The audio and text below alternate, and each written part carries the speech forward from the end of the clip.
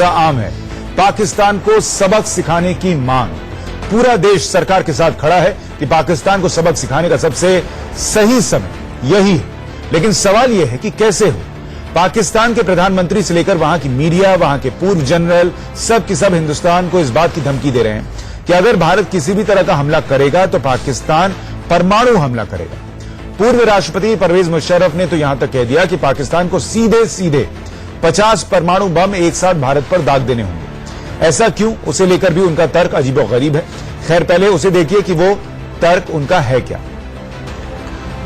उन्होंने कहा कि बिगड़े हालातों के बाद भी दोनों देशों के बीच परमाणु युद्ध नहीं होता, क्योंकि अगर हम भारत पर परमाणु बम फेंकेंगे तो वो हम पर 20 बम फेंक देंगे और दुनिया के नक्शे से हमारा नामो निशान मिटा देंगे। भारत से निपटने का एक ही उपाय है और वो ये कि हमें पहले उन 50 परमाणु बमों से हमला करना चाहिए ताकि हमें 20 बमों से न मार सके।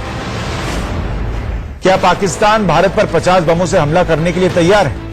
देश का सवाल यह है कि अगर पाकिस्तान ऐसा कुछ करता है तो हम उससे कैसे निपटें, क्योंकि भारत की परमाणु पॉलिसी यह है कि वो किसी भी सूरत में पहले परमाणु अटैक नहीं करे। ऐसे में क्या पाकिस्तान की तरफ से परमाणु हमले पर आ रहे ताबड़तोड़ बयानों को उसकी गीदड़ भभकी माना जाए? पुलवामा हमले के बाद भारत पाकिस्तान के बीच चल रहे भयंकर तनाव के बीच आज ये सवाल बहुत बड़ा हो गया है। साथ ही सवाल इस बात का भी कि इमरान खान कह रहे हैं कि एक बार फिर से शांति का मौका दीजिए। क्या वो मौका पाकिस्तान को दिया जा सकता है? इसी पर सबसे सार्थक बहस करने के लिए हमारे पास एक पूरा पैनल मौजूद है। हमारे साथ कांग्रेस के प्रवक्ता रोहन गुप्ता मौजूद हैं, प्रेम शुक्ला बीजेपी के प्रवक्ता हमारे साथ जुड़ रहे हैं, major general retired Shashi Asthana defence expert के तौर पर हमारे साथ हैं, सुब्रकमल दत्ता पॉलिटिकल एनालिस्ट हमारे साथ जुड़ रहे हैं। आप सभी का बहुत स्वागत है। सबसे पहले जनरल साहब, मैं आपसे ही समझना चाहता हूं दो बातें। पहली बात ये कि एक तरफ इमरान खान कह रहे हैं एक और मौका दीजिए शांति का, और दूसरी तरफ परमाणु हमला कीजिएगा तो 50 बम दाग देंगे, 100 बम दाग देंगे की बातें हो रही हैं। क्या शांति की बात हो सकती है और क्या परमाणु हमले की जो ये चेतावनी है या धमकी है, क्या इस पर गंभीरता से विचार करने की जरूरत है भारत को? मैं आपका दूसरा पॉइंट पहले उसका जवाब देना चाहूंगा। सबसे पहले जो परवेज मुशर्रफ साहब ने कहा है, उन्होंने क्लियर कट बता दिया कि परमाणु हमला नहीं हो सकता, क्योंकि अगर आप एक मारेंगे तो हिंदुस्तान जो है वो आपका नक्शा बिगाड़ देगा। यहां से 50 मारने की बात, वो उनका ये कहना है कि इसका तो एक ही तरीका है कि आप 50 मारिए, लेकिन ये होगी ही नहीं लड़ाई। उनके एक वक्तव्य में ये भी आया है। कोई भी देश आज के जमाने में, आज पूरा विश्व ये एक्सेप्ट नहीं करेगा कि कोई भी परमाणु हथियार इस्तेमाल करे। परमाणु हथियार की एक कहावत है, कहा जाता है कि जैसे ब्लैकमेलर अपने गहने खरीद के लॉकर में डाल देता है, सिर्फ पॉलिश करता है क्योंकि पहन लेगा तो पकड़ा जाएगा, ये वो वाली कहानी है। इसलिए इसका जो है परमाणु हथियार इतनी आसानी से इस्तेमाल नहीं हो सकते। लेकिन सर, ये बात हम दूसरे मुल्कों के लिए तो कह सकते हैं जो कायदे के मुल्क है। पाकिस्तान जैसा मुल्क जो आतंकी फैला रहा है, और मान लीजिए उस पर यह बन आई कि हम तो खत्म ही हो रहे हैं, हम पर इस तरीके की चीज हो ही रही है, तो फिर अगर क्यों ना हम परमाणु हमला करें, तो क्या ये सोच उसकी हो सकती है? ये सोच फिर भी नहीं हो सकती उसकी। क्यों? क्योंकि 50 बम जो एक साथ मारना, पूरा विश्व जो है वो टेक्निकली इनको मॉनिटर कर रहा है ना। जब हम लोग टेक्निकली मॉनिटर किया जाता है इन चीजों को, तो ऐसा नहीं है कि उनके बम जो हैं, अगर जैसे ही उनको असेंबल किया जाएगा, बम एक साथ बने हुए नहीं होते, इनको टेक्निकली असेंबल करना पड़ता है। ठीक है। जब असेंबल किया जाएगा तो पूरे विश्व में पता चल जाएगा। इंटेलिजेंस आज के जमाने में ऐसी जबरदस्त है कि ये सारी कार्रवाई छुपा छुपी से नहीं हो सकती है। परमाणु बम इकट्ठा करना और उसको मार के लिए तैयार करना, उसमें जो है हर एक को पता चलेगा, हमें भी पता चल जाएगा। इसलिए इतनी आसानी से ये कहना कि वो अचानक से 50 बम मार देगा, वो नहीं हो सकता। दूसरी बात, आजकल ऐसी भी टेक्नोलॉजी आ गई है और कई मुल्कों के पास है, मैं नाम नहीं लेना चाहूंगा, जो इसको रोक भी सकते हैं।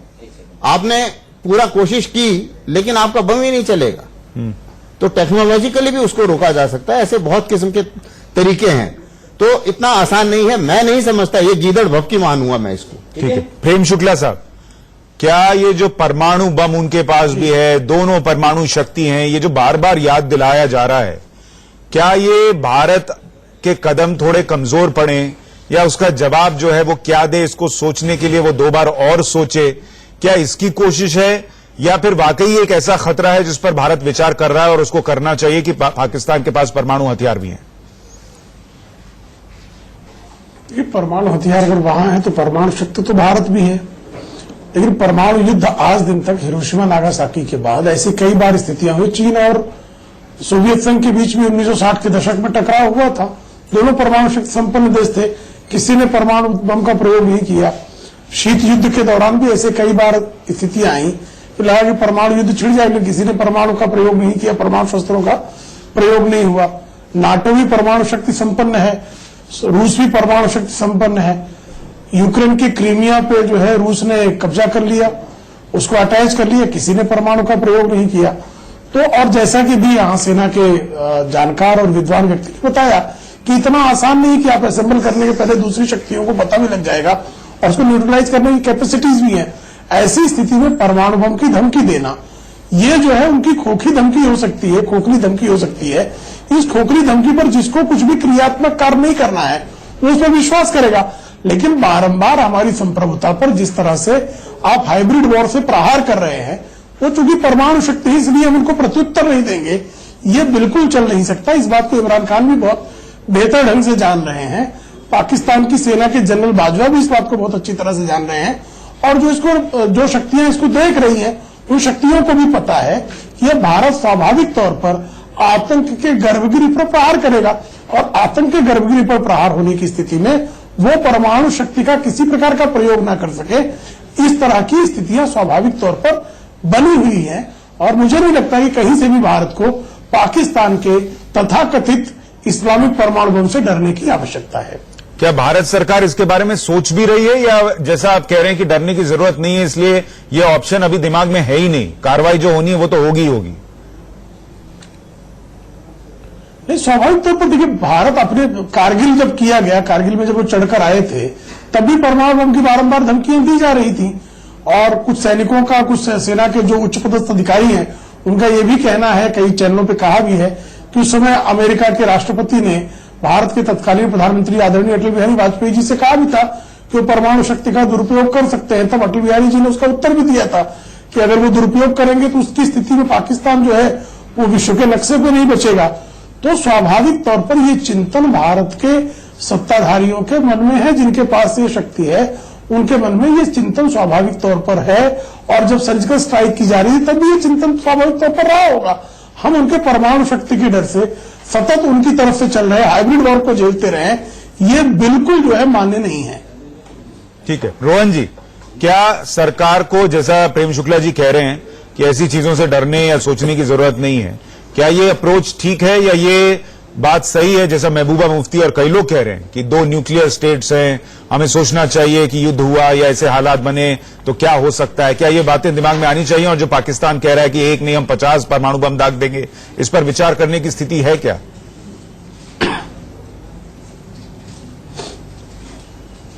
देखिए, मुझे लगता है सुशांत जी, पाकिस्तान एक दिवालिया और एक मजबूर देश है। वो अपने लोगों को रोटी तक पूरी नहीं दे सकता, वो क्या भारत की बात करेगा? कोई समानता नहीं है, कोई कंपैरिजन की बात नहीं है।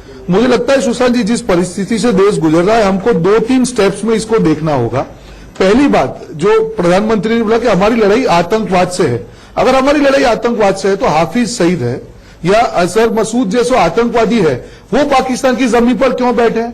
पहला हमारा एक्शन होना चाहिए कि कुछ भी करके ये जो आतंकवाद के सरगना है उनको पकड़कर भारत लाया जाए और उनको यहां पे फांसी दी जाए। ये हमारा स्टेप 1 होना चाहिए। पाकिस्तान की आज परिस्थिति ऐसी है कि वो पूरी दुनिया में कटोरा लेके भीख मांग रहा है कि किसी भी प्रकार से उसके आने वाले 1 महीना निकल जाए, 2 महीने निकल जाए, 3 महीने निकल जाए। उसकी जो आर्थिक व्यवस्था इतनी बुरी तरह से खराब हो चुकी है कि वो अपने रोज के खर्चे भी सहन कर पाए, वो परिस्थिति में नहीं है। जो ब्याज का वहां पे खर्चा है, जो हम बोलते हैं कि मूड़ी के ऊपर जो किस्त देनी होती है जो लोन की, वो भी वो देने के लायक नहीं है। पाकिस्तान अपने बाहर से ही खुद गिरने वाला है। पर भारत को जब हम कूटनीति की बात करते हैं, ये हमला छोटा नहीं है सुशांत जी। अगर एक्शन की बात है, हमको पहले आतंकवाद पे एक्शन लेना चाहिए और उसकी कमर तोड़ देनी चाहिए। पाकिस्तान एक ऐसा विवश देश है कि वो आतंकवादी के जो सरगना है उनके सामने झुका हुआ देश है। वो उनकी, हमने देखा कि उनके जो मंत्री है उन्होंने बताया पहले कि हमने जैसे मोहम्मद का जो कार्यालय है उसको हमारे अंडर में ले लिया, बाद में स्टेटमेंट दिया कि नहीं हमारी ऐसी कोई बात नहीं है। ये एक मजबूर देश है। अभी कुछ दिन पहले तो हाफिज सईद वहां चुनाव लड़ रहा था अपनी पार्टी बनाकर। अब ऐसे व्यक्ति का क्या कहिएगा, ऐसे देश का क्या कहिएगा जहां हाफिज सईद जैसा पार्टी बनाकर चुनाव वही बता रहा हूं, मैं वही बता रहा हूं। तो भारत की एक्शन ये होनी चाहिए, मैं वही बता रहा हूं कि भारत की एक्शन ये पहले आतंकवाद के सरगना जो पाकिस्तान में खुले घूम रहे हैं, पहले उस पर आप अटैक कीजिए, उनको पकड़ के लाइए। पाकिस्तान कुछ नहीं कर पाएगा। जो हम परमाणु की बात कर रहे हैं, मुझे लगता है उसके पहले ही पाकिस्तान खत्म हो जाएगा। अगर हमने ऑफेंसिव किया, पाकिस्तान की कोई कंपैरिजन इंडिया के साथ नहीं हो सकती है, पर हमको हमारे स्टेप्स बहुत सोच समझकर कूटनीतिक तरीके से लेने होंगे। और हमको एक चीज तो करनी पड़ेगी कि जो पुलवामा के शहीद है, उनको पहली जो हम लोग शहादत है, उसकी पहली जो चीज होगी वो आतंकवादियों के सर काट के लाने से ही शुरुआत होगी। ठीक है, सुब्रू कमल दत्ता साहब, क्या आपके हिसाब से भी भारत को कोई चिंता या चिंतन की जरूरत नहीं है कि उधर भी परमाणु हथियार हैं? मैं समझता हूं कि अगर चिंतन या फिर चिंता करने की अगर आवश्यकता नहीं है तो वो कहीं ना कहीं पे गांधारी वाली सोच होगी कि आप आंखों में पट्टी बांध के बैठे हुए हैं। हाँ, ये जरूर है कि पाकिस्तान न्यूक्लियर बॉम्ब्स का इस्तेमाल नहीं करेगा क्योंकि उसको पता है कि उसका दुर्दशा क्या होगा। एक बॉम्ब अगर वो छोड़ते हैं उसके बाद, जैसे मैंने हमेशा कहा है कि वो अरब सागर का एक हिस्सा बन जाएगा। भारत के पास उतना शक्ति और क्षमता है कि उसका नाम और निशान मिटा दे। पर इसका मतलब ये नहीं है कि हम लोग पाकिस्तान के ये तमाम जितने सारे धमकी है इसको बहुत लाइटली ले ले या फिर इसको नजरअंदाज कर दे, क्योंकि हमें एक चीज समझने की आवश्यकता है कि पाकिस्तान ऐसा देश है जो कहीं ना कहीं पे रक्तबीज है या फिर भस्मासुर है। वो किसी भी हद तक जा सकता है अपने पतन के दिशा में। जिस हिसाब से जा रहा है उसको कोई परवाह नहीं है उस चीज की, और वो अपना सिर्फ मनमानी करने के लिए किसी भी हद तक जाने के लिए तैयार है और किसी भी हद तक जा सकता है। मसला यहाँ किसी भी हद तक का मतलब फिर वो परमाणु हमला क्यों नहीं हो सकता? जब उसको लगे, सर मैं ये पूछ रहा हूं, अगर उसको ये लगे कि हम तो खत्म ही हो जाएंगे तो वो परमाणु हमला क्यों नहीं कर सकता? नहीं, इसलिए नहीं कर पाएगा क्योंकि सबसे पहली बात है कि भारत के पास आज के डेट में एंटी बैलिस्टिक मिसाइल शील्ड है, या फिर जो हम लोग जो एक न्यूक्लियर बॉम्ब को जो आसमान में खत्म करने की जो एक क्षमता है, वो क्षमता भारत के पास आज के डेट में है। रूस ने अभी हाल ही में दिया है और इजराइल से भी बहुत ऐसे आधुनिक हथियार हम लोगों ने लिया है जो कहीं ना कहीं पे इस क्षमता की दिशा में काम करती है। तो ये पाकिस्तान बहुत अच्छी तरह से जानता है। दूसरी बात यहाँ पे ये है कि किसी भी देश के पास रेडीमेड 3-4 बम होता है, उससे ज्यादा नहीं होता है। बाकी तमाम जितने सारे हैं उसको असेंबल किया जाता है, चाहे वो थोरियम बम हो या फिर चाहे वो यूरेनियम P34 वाला बम क्यों ना हो, आइसोटोप 334 वाला।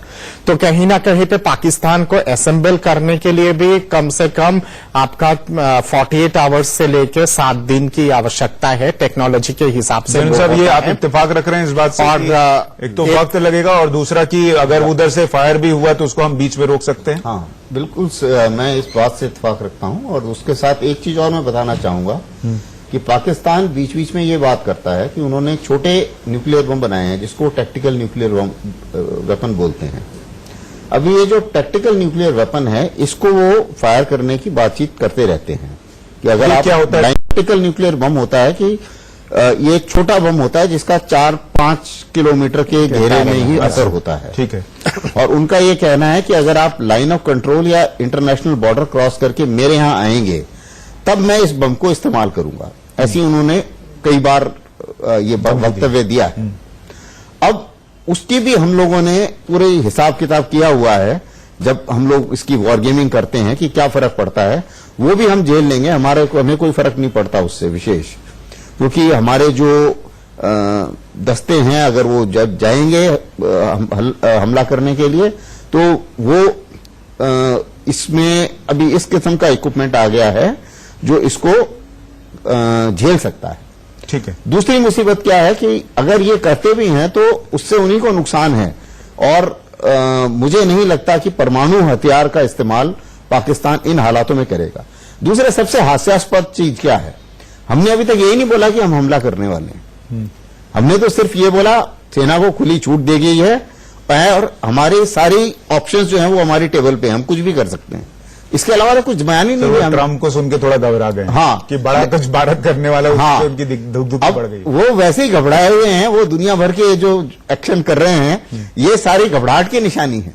हमने तो अभी तक इतना ही बोला है, वही बोल रहे हैं कि अच्छा मुझे एक चीज और बताइए, मैं हाँ। इस पे एक चीज आऊंगा दत्ता साहब आपके पास भी, लेकिन एक चीज मुझे बताइए कि भारत की पॉलिसी ये रही है हाँ। कि हम परमाणु हथियार का इस्तेमाल पहले नहीं करेंगे, हाँ। लेकिन आज की जो स्थिति है, आज के जो हालात हैं, हाँ। अगर दिखा या ऐसा लगा कि उधर से कुछ हो सकता है, हाँ। तो क्या हमें ये शर्त जो है इसको भी किनारे करना चाहिए, और अगर पहले परमाणु हमला करना पड़े तो करना चाहिए क्या? देखिए, इस पॉलिसी के ऊपर काफी डिबेट होती रहती है कि इस पॉलिसी को हमें नो फर्स्ट यूज पॉलिसी बोलते हैं, जिसको आप बता रहे हैं। तो ये पॉलिसी को बदली करने के लिए इस पॉलिसी से अभी तक हमें कोई नुकसान नहीं हुआ और इस पॉलिसी से ना ही हमें कोई नुकसान होने की उम्मीद है। कारण क्या है कि हमने क्यों ये पॉलिसी बनाई है? देखिए, हमने नॉन प्रोलिफरेशन ट्रीटी, जो मतलब देश एक अमेरिका और जो जिन लोगों के पास परमाणु हथियार थे वो ये कहना चाह रहे थे कि भाई किसी और देश के पास नहीं होने चाहिए, जो विकासशील देश। हाँ, तो हमने उसको नहीं माना और हमने उसको साइन नहीं किया है। इसलिए एक जिम्मेवार देश का जो हम ये बताना चाहते हैं कि हम एक जिम्मेवार देश हैं, इस कारण से हमने इस पॉलिसी को रखा हुआ है। आज के डेट में पूरे वर्ल्ड में सबको मालूम है कि परमाणु हथियार नहीं किया, परमाणु लड़ाई नहीं होगी और इसलिए ये सारी चीजें जो हैं इस पॉलिसी से हमें कोई नुकसान नहीं है। ठीक है रोहन जी, क्या भारत को इसी पॉलिसी पर रहना चाहिए कि हम पहले परमाणु हथियार का इस्तेमाल नहीं करेंगे, या हालात को देखते हुए इसमें बदलाव की भी जरूरत लगे तो करना चाहिए?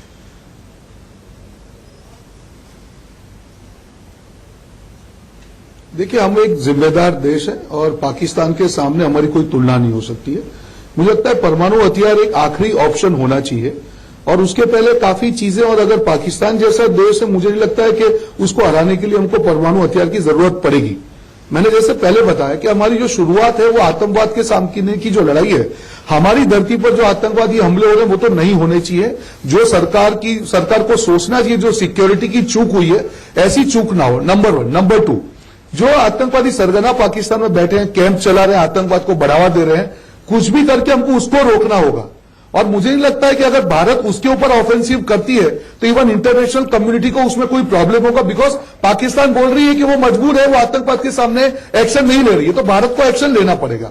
और आखिरी बात है, अगर पाकिस्तान उनको पनाह देता है, आतंकवादियों को, हमको एक्शन नहीं लेने दे रहा है, हमको ऑफेंसिव होना चाहिए और पाकिस्तान को इस बार मुंह तोड़ जवाब देना चाहिए और लॉन्ग टर्म सोल्यूशन होना चाहिए कि पाकिस्तान की हिम्मत ना हो दूसरी बार इस प्रकार के आतंकवादी हमले भारत पर करने की या भारत की तरफ आंख उठाकर देखने की। तो मुझे लगता है 3 फेज में उसको देखना चाहिए और एक रणनीति के तौर पे इसको देखना चाहिए। अगर हम ये करेंगे तो मुझे नहीं लगता है कि हमको ये जरूरत पड़े कि परमाणु हथियार हम पाकिस्तान के सामने यूज करें। ठीक है, मैं ब्रेक पर जाऊं उससे पहले प्रेम शुक्ला जी, एक रिएक्शन आपका भी कि क्या हम पहले परमाणु हथियार का इस्तेमाल नहीं करेंगे, भारत इसी पे कायम रहेगा, या स्थिति के हिसाब से ये सोच बदल सकती है?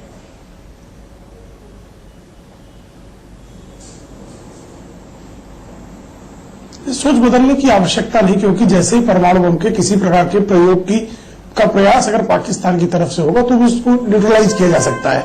और सामरिक दृष्टि से, और जैसा कि अंतर्राष्ट्रीय जो स्थितियां हैं उन स्थितियों में चूंकि हम एक जिम्मेदार देश है और हम परमाणु शक्ति होने के बाद भी रॉक नेशन नहीं है पाकिस्तान या नॉर्थ कोरिया की तरह या ईरान की तरह का हमारा परमाणु बम नहीं है, बल्कि हमारा जो है सेल्फ डिफेंस के लिए परमाणु बम है। ऐसी स्थिति हमारे पास जो शेष विकल्प है, आतंकवाद के गर्भगृह पर प्रहार का जो विकल्प है, वहां से प्रारंभ होना चाहिए। ये चीज बहुत साफ है, अभी तक के डिबेट में ये चीज तो समझ में आ गई कि पाकिस्तान परमाणु हमला करने की स्थिति में नहीं है, क्योंकि उसको पता है अगर किया तो फिर उसके खत्म होने की संभावना जो है वो बहुत प्रबल रहेगी कि वो बचेगा भी मुल्क या नहीं, इसकी कहा नहीं जा सकता, क्योंकि भारत इस तरीके से जवाब देगा। दूसरा, अगर करता भी है तो भारत के पास ऐसी शक्तियां हैं कि आप उसको बीच में ही रोक सकते हैं और भारत इसके लिए पूरी तरीके से तैयार है। हम एक छोटे से ब्रेक लिए रुक रहे हैं, ब्रेक के उस पर जब लौटेंगे तो जिक्र इस बात का भी करेंगे कि इमरान खान फिर से कह रहे हैं कि शांति को एक और मौका दीजिए। क्या ऐसे मुल्क को एक और मौका, युद्ध की बात की तो हम जवाब देंगे। अब कह रहे हैं कि पीएम मोदी शांति के लिए एक मौका जरूर दें। पहले इमरान खान कह रहे थे कि पुलवामा में पाकिस्तान का हाथ नहीं, लेकिन अब कह रहे हैं कि भारत सबूत दे तो हम कार्रवाई करेंगे। पहले इमरान खान कह रहे थे कि पुलवामा हमले से पाक को क्या फायदा, अब कह रहे हैं कि मैं अपनी बात पर कायम हूं, कार्रवाई जरूर करूंगा। इस बदलते बयान का मतलब सिर्फ और सिर्फ एक है कि पाकिस्तान बुरी तरह से डर गया है, वो खौफ में है और इसीलिए प्रधानमंत्री इमरान खान अब कह रहे हैं कि एक और मौका भारत दे शांति के लिए। परमाणु खौफ में पाकिस्तान कितना डूबा है उसे समझाने के लिए हम एक मीडिया रिपोर्ट आपको दिखाते हैं, जो पाकिस्तान के एक टीवी चैनल के न्यूज रूम से एक रिपोर्टर भारत के टमाटर रोकने पर परमाणु युद्ध की धमकी कैसे दे रहा है। वैसे तो ये सुनाना भी मैं जरूरी नहीं समझता था, लेकिन ये बताने के लिए कि पाकिस्तान को किस कदर का परमाणु फोबिया हो गया है, ये आपको देखना चाहिए। जी बिल्कुल, इंडिया की 1.25 अरब आबादी ने पाकिस्तान का टमाटर बंद करके एक नीच हरकत की है। उनका यह ख्याल है कि पाकिस्तानी जो है टमाटर के बगैर जिंदा नहीं रह सकते, लेकिन मैं ये तौबा का ये मकाम है कि इस वक्त जो है टमाटर बंद करके जिस तरह उन्होंने कहा है, और ये हम टमाटर मोदी के राहुल के मुंह पर मारते हैं, तौबा ये इंडियन की गंदी और नीच हरकत की है। और जिस तरह इंडियन आज जल रहे हैं, सड़ रहे हैं, जिस तरह मीडिया इंडिया का जल रहा है, और इसी तरह उनके टमाटर भी जलेंगे। और मैं हिंदुस्तान के मीडिया को और हिंदुस्तान की 1.25 अरब आबादी को यह बताना चाहता हूं कि पाकिस्तान एक एटमी ताकत है, और ये एटम बम हमने ड्राइंग रूम में जाने के लिए नहीं बनाए, ये एटम बम सिर्फ और सिर्फ इंडिया के लिए बनाए गए हैं। और तौबा अब वो वक्त आ गया है कि टमाटर का जवाब जो है एटम बम से दिया जाएगा। तो टमाटर का जवाब एटम बम से दिया जाएगा, और अगर आपने एटम बम चलाया तो आपका मुल्क ऐसे ही तौबा करेगा जैसे ये भाई साहब कर रहे थे। खैर, हमारे साथ तमाम मेहमान बने हुए। प्रेम शुक्ला बीजेपी के प्रवक्ता हमारे साथ हैं, रोहन गुप्ता कांग्रेस के प्रवक्ता, major general retired Shashi Asthana हमारे साथ हैं, डिफेंस एक्सपर्ट, ललित अंबेडकर हमारे साथ जुड़ गए हैं, कश्मीर एक्सपर्ट, और एसके दत्ता पॉलिटिकल एनालिस्ट भी हमारे साथ बने हुए हैं। दत्ता साहब, अभी तक इमरान खान कह रहे थे कि अगर आपने हमला किया तो हम जवाबी हमला करेंगे, ये वो तमाम बातें। बीते हफ्ते भर 10 दिन में ऐसा जो उन्होंने देखा है शायद, कि अब वो कह रहे हैं कि शांति का मौका दीजिए। क्या ऐसे मुल्क को शांति का एक और मौका दिया जा सकता है या देना चाहिए? मैंने समझता हूं कि शांति का मौका का अवसर देना चाहिए, और अगर इमरान खान अगर बिल्कुल घुटने टेक के अगर कहते हैं कि एक बार और मौका मिलना चाहिए भारत के साथ शांति वार्ता का, तब शर्तों के हिसाब से भारत सरकार को पहले शर्तें रखना चाहिए, उसके बाद सोचना चाहिए कि मौका दे या ना दे। शर्तें यह है कि सलालुद्दीन, फिर आपके मसूद आजाद, ये तमाम जितने सारे दाऊद इब्राहिम वगैरह, ये सब बिना शर्त पाकिस्तान भारत को सौंपे, और सौंपने के बाद और वहां पे जितने सारे आतंकवादी संगठन हैं, उनके जितने सारे कैंप्स हैं, वो सारे कैंप्स को इंटरनेशनल निगरानी में पूरा ध्वस्त करे, खत्म करे। वो संयुक्त राष्ट्र के बैनर तले भी हो सकता है, जैसे आपका फाटा एरिया हो गया पाकिस्तान का, या फिर खैबर पख्तून हो गया, या फिर पाक एनस्लेव कश्मीर हो गया, जो पाक ऑक्युपाइड कश्मीर। मैं आपको थोड़ा सा रोक रहा हूं। इस वक्त एक बड़ी खबर आ रही है, वो दर्शकों को बता दूं, और बड़ी खबर यह है कि पुलवामा हमले में जिस कार का इस्तेमाल किया गया था, उसके बारे में जानकारी मिली है कि वो कार किसका था, कहां से आया था, इसकी जानकारी मिल गई है। तो ये बड़ी खबर हम आपको बता रहे हैं। हमले से 10 दिन पहले ये कार खरीदी गई थी, ये जानकारी मिल रही है, जिसका इस्तेमाल पुलवामा में सैनिकों पर हमले के लिए किया गया था। उस कार की पहचान हो गई है। एनआईए ने कार के मालिक की भी पहचान कर ली है। आरिश बिलाल हमारे साथ जुड़ गए हैं। आरिश, क्या जानकारी मिल रही है, किसकी गाड़ी थी ये, कैसे पता चला, क्या हुआ है? जी बिल्कुल, दरअसल जब ये हमला हुआ था तो उसके तुरंत बाद। आरिश, आप सुन पा रहे मुझे? जी मैं सुन रहा हूँ। आरिश, क्या जानकारी मिल रही है, किसकी गाड़ी थी ये, किसने मुहैया कराई थी, क्या पता चल पाया एनआईए को? जी बिल्कुल, जब ये हमला हुआ था 14 फरवरी को, तो उसके तुरंत बाद दूसरे दिन एनआईए की टीम मौके पे पहुंची थी। तो वहां उन्होंने गाड़ी के जो टुकड़े उठाए थे उसकी फोरेंसिक और ऑटोमोबाइल जांच करने के बाद पता चला था कि वो दरअसल मारुति इको गाड़ी थी, और उसका इंजन नंबर और चेसिस नंबर एनआईए टीम ने हासिल कर लिया था। तो पता चला कि ये गाड़ी दरअसल एक मोहम्मद जलील हक्कानी की है, जो कि अनंतनाग का रहने वाला है। लेकिन उसके बाद कई लोगों ने इस गाड़ी को खरीदा और बेचा, और आखिरकार ये गाड़ी 4 फरवरी को, यानी हमले से 10 दिन पहले, एक स्टूडेंट सज्जाद अहमद, जो शोपियां का रहने वाला है, उसने ये गाड़ी खरीदी थी, और उसी के हाथों ये गाड़ी बाद में आदिल डार के हाथ में पहुंची, जिसके बाद इसको हमले में इस्तेमाल किया गया। तो सज्जाद के घर पे एनआईए और जम्मू कश्मीर पुलिस की टीम ने छापेमारी की है, लेकिन वो फरार है। और अब पता चला है कि उसने खुद भी जैश ए मोहम्मद जो तंजीम है जिसने हमला किया था, उस तंजीम को ज्वाइन कर लिया है। और ये सज्जाद आप बता रहे हैं कि एक स्टूडेंट था? जी बिल्कुल, ये जैश ए मोहम्मद ज्वाइन करने से पहले वो एक स्टूडेंट था, लेकिन अब सोशल मीडिया पे उसकी जो तस्वीरें सामने आई है उसमें वो हथियार लेके और जैश ए मोहम्मद के झंडे के सामने दिखता नजर आ रहा है। और इसके अलावा आप देख सकते हैं कि उसके सामने काफी संख्या में गोली बारूद भी मौजूद है, जिसमें ये ऐलान कर रहा है कि उसने जैश ए मोहम्मद को ज्वाइन कर लिया है। ठीक है, बहुत शुक्रिया आरिश इस पूरी जानकारी के लिए। तो बड़ी और अहम खबर हम बता रहे हैं, जिस कार का इस्तेमाल पुलवामा हमले के लिए हुआ था उसके बारे में पता चल गया है। सज्जाद भट्ट नाम के एक छात्र ने इसे 10 दिन पहले खरीदा था, हमले से 10 दिन पहले खरीदा था, और इसे फिर उस आतंकी को दिया गया जिसने आत्मघाती हमला किया था पुलवामा में। जैश के साथ सज्जाद नाम का यह शख्स भी जुड़ा हुआ है, यह बताया जा रहा है।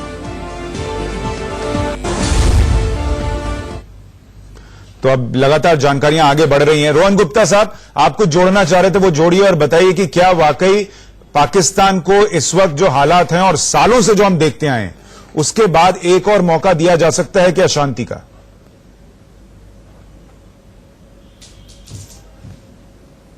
देखिए, बिल्कुल नहीं। पाकिस्तान और शांति दोनों अपने से बहुत कोसों दूर शब्द हैं। ये कभी भी इनको मौका नहीं देना चाहना चाहिए, क्योंकि उनको लग रहा है कि वो विवश हैं, कुछ कर नहीं पा रहे हैं, इसीलिए ये सब बातें कर रहे हैं। अगर भारत को अपने बूते पर ही जो भी आतंकवादी संगठन है उनके ऊपर एक्शन लेना चाहिए और देश को दिखाना पड़ेगा। सुशांत जी, ये हमला बुलाने लायक नहीं है। अभी भी देश की आत्मा पे वार हुआ है, समय हो गया है, आज 12 दिन हो गए उस हमले को। मुझे लगता है एक्शन ऐसा होना चाहिए कि पाकिस्तान की हिम्मत ना हो, जरूरत ना हो। हमने देखा उरी अटैक हुआ, इसके पहले हमने पठानकोट अटैक देखा, हमने अमरनाथ हमला देखा। जब भी हमला होता है पाकिस्तान की लैंग्वेज होती है।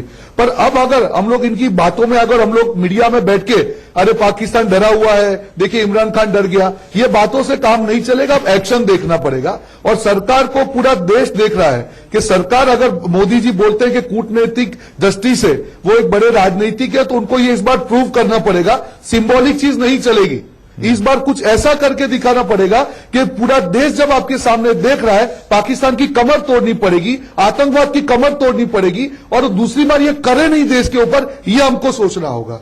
ठीक है, प्रेम शुक्ला जी आपके पास आऊं, उससे पहले दत्ता साहब कुछ जोड़ना जल्दी से। हाँ जी, मैं वो कह रहा था, मेरी बात अधूरा रह गई थी कि पाकिस्तान के तमाम जितने सारे न्यूक्लियर इंस्टॉलेशंस है, वो न्यूक्लियर इंस्टॉलेशंस भी अंतर्राष्ट्रीय एटॉमिक रिसर्च एनर्जी एसोसिएशन जो है, IAEA है, उसके निगरानी में खोले, ये शर्त भी भारत रखे। और इसके साथ साथ आपके जो लाइन ऑफ कंट्रोल पे है, क्योंकि लाइन ऑफ कंट्रोल पे अगर हम लोग कोई मिलिट्री एक्टिविटी अगर करते हैं तो वो तो हमारी भूमि है, उस साइड पे जो कब्जा किया हुआ भूमि वो हमारा ही है, हमारा हिस्सा है। तो भारत वहां पे अगर कोई एक्शन अगर लेती है तो अंतर्राष्ट्रीय समुदाय को क्लियर वे में कह दे कि हम अपने ही भूमि से ये जितने सारे गंध है, इन सब गंधों को खदेड़ के भगा रहे, तो इसलिए कोई अंतर्राष्ट्रीय सीमा का उल्लंघन नहीं है। प्रेम शुक्ला जी, क्या आपको लगता है कि पाकिस्तान को एक और मौका दिया जा सकता है या सशर्त मौका दिया जा सकता है, जैसा शुभ्र कमल दत्ता बता रहे हैं कि अगर वो हाफिज सईद या दाऊद इब्राहिम ऐसे आतंकियों को भारत को सौंप दे, खुद विश्व की निगरानी में तमाम जो आतंकी कैंप्स हैं उनको नष्ट करने की बात कहे, तो क्या एक मौका दिया जा सकता है?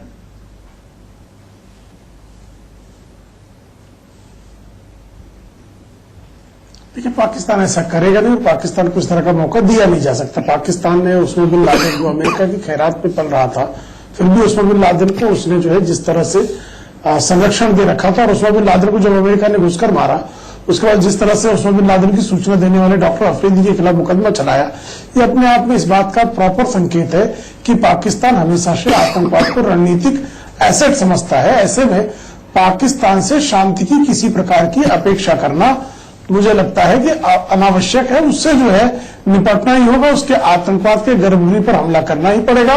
उसको आतंकवाद, जैसे आदरणीय प्रधानमंत्री जी ने भी कहा कि बात करने का समय अब समाप्त हो चुका है, अब जो है समय है एक्शन का। और स्वाभाविक तौर पर एक राष्ट्र के रूप में भारत, पाकिस्तान जिस तरह से बारंबार हाइब्रिड वॉर के माध्यम से भारत पर हमले कर रहा है, भारत की संप्रभुता पर प्रहार कर रहा है, भारत के सैनिकों को जिस तरह से उनके आतंकी तंजीमें हमले कर रही हैं, निर्दोष नागरिकों का कत्लेआम कर रही हैं, ऐसे में उन आतंकवादी शक्तियों को समाप्त करना एकमेव विकल्प है। पाकिस्तान में जो कुछ इमरान खान का बयान है, जैसे आप लोगों ने पहले ही देखा कि उनकी 23 कट्स के बाद तो उनका एक स्टेटमेंट जनरेट कर रिलीज होता है। तो ऐसे में जो है अगर इमरान खान की किसी भी बात पर विश्वास करने का कोई मौका देने का कोई सवाल ही पैदा नहीं होता। ललित अम्बेडकर जी। जी, ऐसा है कि बहुत वर्षों के बाद मौका आया है पाकिस्तान का ब्लफ कॉल करने का, और मैं चाहूंगा जितनी मुझे समझ है जहाद कॉन्फ्लिक्ट विश्व भर में जितने चल रहे हैं उनके अनुसार हमको ये मानना पड़ेगा कि कश्मीर जहां जो है वो है क्या। कश्मीर जहां तो जंग है, हम जो कह रहे हैं हम हमला करेंगे, जंग शुरू, जंग 30 साल से हम लड़ रहे हैं, जंग 30 साल से अपनी जमीन के ऊपर लड़ रहे हैं। आईएसआईएस जब सीरिया में घुसी सबसे पहले उन्होंने यजीदीज का जिनोसाइड किया था। कश्मीर जहाद का जैसे शुरुआत हुई लोकल कश्मीरी हिंदू का जिनोसाइड हुआ। नाम बदलते हैं, चेहरे बदलते हैं, लेकिन वो मकसद वही है। गजवाए हिंद, वहाबी सुन्नी इस्लामिक की जो परेशानी, जो मुसीबत सारी दुनिया को जकड़ रही है अभी, वही है। अब आप उसको रिएक्ट कैसे करेंगे, तभी अब बात आती है कि हम उसको माफ करेंगे क्या। अगर आपको मालूम है कि आपके मिलिट्री ऑब्जेक्टिव क्या है, क्या आप किसी खास मिलिट्री ऑब्जेक्टिव के साथ जो कुछ करेंगे करने वाले हैं, या सिर्फ सिचुएशनल रिएक्शन करेंगे जैसे अभी तक के हुआ, जैसे उरी के बाद हमने सर्जिकल स्ट्राइक की, 2 साल हम उसी ग्लोरी में रहे, क्या वो मकसद है? मैं समझता हूं वो मकसद नहीं होना चाहिए। मिलिट्री ऑब्जेक्टिव खास होना चाहिए, किसी भी तरीके से जो उनको हासिल किया जाए। सबसे पहला मिलिट्री ऑब्जेक्टिव, कश्मीर जहां 30 साल से हमारी जमीन पे लड़ा जा रहा है, हमारे फौजी मारे जा रहे हैं अपनी जमीन की रक्षा करने के लिए, अपनी जमीन के ऊपर, तो ये जहाद थिएटर जो है वो एलओसी के पार ले जाना है। ये सबसे पहला मिलिट्री ऑब्जेक्टिव होना है, चाहे वो जंग करके करे, बम डाल के करे, चाहे उनको प्रेशर डाल के करे, दबाव डाल के करे। कश्मीर जहां का वॉर थिएटर जो है वो एलओसी के दूसरी तरफ जाना चाहिए। दूसरी तरफ उनको भी उसी तरह बिल्ड करना है जिस तरह से वो हमको 30 साल से करते रहे, चाहे वो इंटरनल सबवर्शन करके, चाहे किसी भी तरीके से। बलूचिस्तान के हम उनको ओ करते हैं कि हम उनको समाधान करें, इसलिए नहीं कि हमने कोई बदला लेना है। बलूचिस्तान एक पीड़ित लोग हैं, जैसे हमने बांग्लादेश में उनको आजादी दिलाई थी। मैं समझता हूं अगला मकसद हिंदुस्तान का होना चाहिए। हम तो विश्व भर में आजादी के जंगों में हिस्सा लेते रहे, तो हमें बलूचिस्तान की आजादी के लिए एक अहम भूमिका निभानी चाहिए। राजनीतिक जरूरत पड़ी मिलिट्री सपोर्ट, जिस तरह से भी चाहे, ताकि पाकिस्तान भी उसमें जकड़ा रहे। तीसरी बात ये जो हमने अभी मोस्ट फेवर्ड नेशन का हमने जो विड्रॉ किया, मेरे को लगता हुआ इनफ नहीं है, सिंबॉलिक है। 200% आपने उनकी ड्यूटी बढ़ा दी। आप अनाउंस कर दीजिए कि हमारा उनके साथ कोई बिजनेस रिलेशन नहीं होगा। मुझे मालूम है कि यहां पे भी कॉर्पोरेट इंटरेस्ट है, पाकिस्तान के अंदर भी कॉर्पोरेट इंटरेस्ट है। मैं नहीं समझता हूं कि कहीं मुझे लगता है, डर लगता है कि जैसे हमारी तारीख रही है, देखिए 47 में हम युद्ध जीत सकते थे, पूरा कश्मीर खाली करवा सकते थे, लेकिन हमने रोक दिया अपनी आर्मी को, कहीं आधे रास्ते रोक दिया। उसके अलावा हम यूएनओ में भी चले गए, अपने हिस्से पे मुसीबत लड़ी। 71 में हमने बांग्लादेश में जो युद्ध जीता था उसको सारी जो हमारी जो गेम्स थे हमने शिमला में गवा दी। एक सेकंड सर, ये जो मनोवैज्ञानिक मानसिक प्रेशर जो हमारे पे डाला जा रहा है, हम हमेशा सकम करते रहे।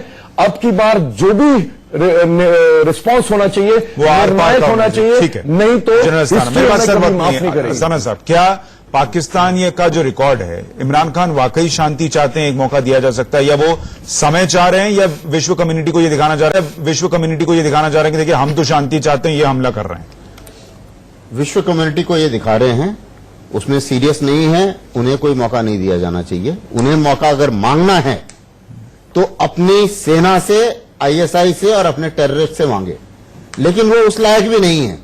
अगर आप देखें, जब आसिया बीबी का केस हुआ था, एक मिलिटेंट ग्रुप ने पूरी पाकिस्तान को जमीन पे घुटने टिका दिए थे, उनकी आर्मी को शामिल करके उनकी आर्मी के चीफ को भी गालियां दी थी। ठीक है, और उनके माफी मांग रहा हूं, लेकिन जिस तरीके से बातें समझ में आ रही हैं, आज जो हमारी चर्चा थी और हमने कोशिश की कि बहुत ही संजीदा बहस हो, चर्चा हो, उसमें 2 चीजें साफ हैं। एक तो पाकिस्तान की परमाणु धमकी से डरने की कतई जरूरत नहीं है हिंदुस्तान को, जो करना है वो करना है और इस बार आर पार का करना है। और दूसरा, पाकिस्तान की ये शांति वाले नाटक में फंसने की दोबारा जरूरत कतई नहीं है। आप सभी का बहुत शुक्रिया इस चर्चा में जुड़ने के लिए।